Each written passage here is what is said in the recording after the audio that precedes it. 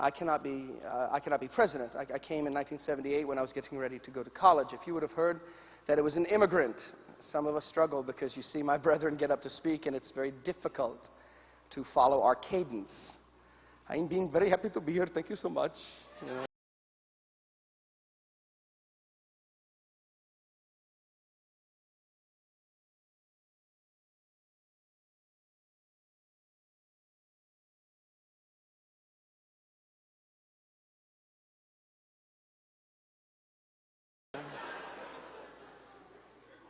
I'm a Yankee.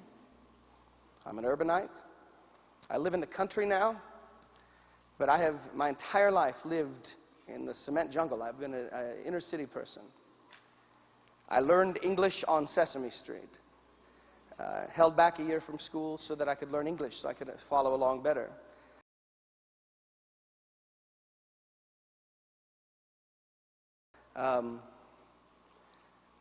To lay aside some of your misconceptions, just in case, I have never in my life ever driven a taxi. Not once. I don't work at 7-Eleven. I don't own a basket full of snakes. I don't have a flying carpet.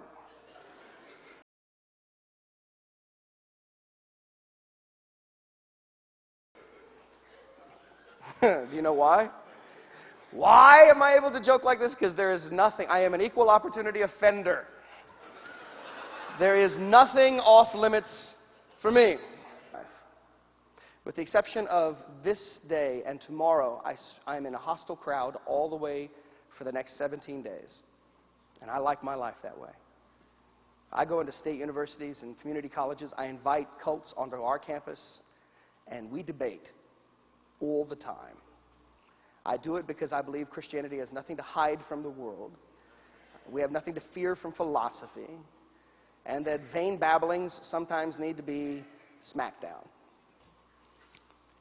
I hated you. It may be harsh, but as Dr. Hayes told you, my madrasa, my training center was in Beirut. Before I came to America, we came as missionaries to you. My father was a muazzin, the one who does the prayer in the mosque.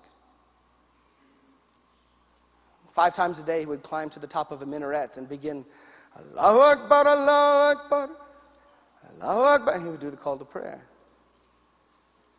He was also an architect. So we built mosques, and so we came to America. It was 78. Ayatollah Khomeini had said, we will not stop till America is an Islamic nation, and we came, and we continue to come. Anything I knew about Christianity, I learned through misconception and caricature. I knew nothing about you, had never been in a church, had never been outside of the mosque. Anything I knew about you, I learned either through television, hyperbole, gossip. But I did know this. I hated you and I thought you hated me. Muslims live in enclaves. We travel together because this is necessary for us. It is necessary for us because we live differently, dress differently, look differently. I was the oldest. My father brought his wives with him. Yes, polygamous Muslims do come to America. We call it the Abraham lie. They say, this is my wife and this is my sister. And everybody goes, aren't they so family-oriented? Yeah. And we moved from Brooklyn, New York, near the Verrazano Bridge, to Toledo, Ohio to Columbus, Ohio, and it was there where my father built the mosque, working with the other Muslims. Now, it's different than the way we do it here in America. And it's different than the way the church does it. Y'all know how we do it in the church when we're going to build something? We get together and we get a slogan. Somebody gets a slogan and we gather the people together and show them a blueprint. Then somebody draws a thermometer. And we fill it in.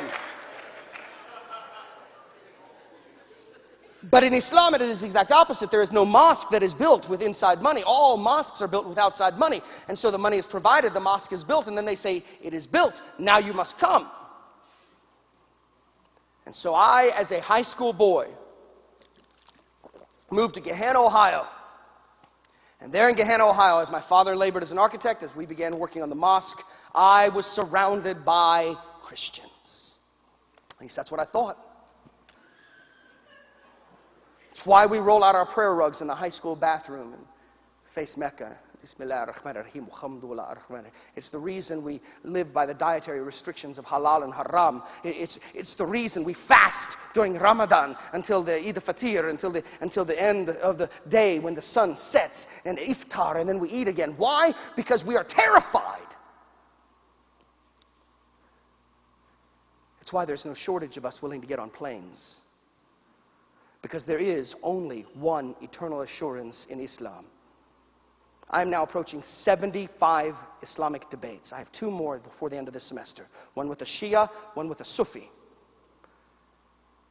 And I have never met one who has ever disputed this. Ever. There is only one absolute in Islam. Even Muhammad said he did not know where he was going to go when he died.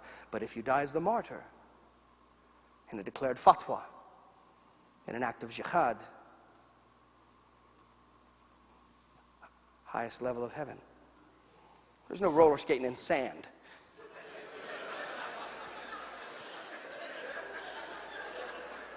Want to come to the pizza pig out, the hot dog hog out?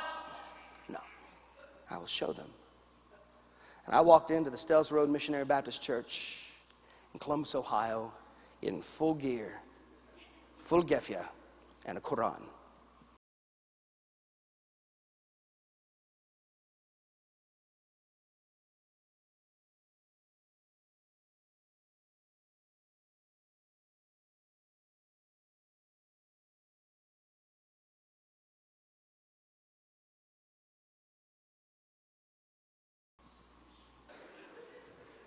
I went home. I told my father, Abi, Isa Messiah, Jesus is Messiah. My father faced Mecca and prayed the prayer of disownment. And it was done. That was the last I saw my father. She got saved, and in the baptistry took off her gefia, took off chador. She's a church planter in Elephant Butte, New Mexico. Because of one people, one tenacious people. And gentlemen, I live for apologetics. Let me tell you what the last 2 weeks of my life have been. I got hit with oranges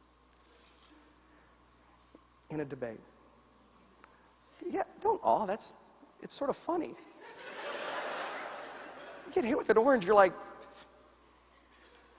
tomatoes are softer. What are you, stupid? On Thursday night, I debated 2 Mormons. Next Thursday, I'm debating the chaplain for the Metropolitan Community Church, the gay churches. I love hostile crowds. I love that. You know what? If you ever hear I leave Liberty University, you know where I would go? It ain't going to be to go to seminary. I think we got it wrong. We all think that if I can get to the seminary, it's the greatest thing in the world. No. I love the seminary, don't get me wrong. But I don't want to spend my whole day surrounded by Christians.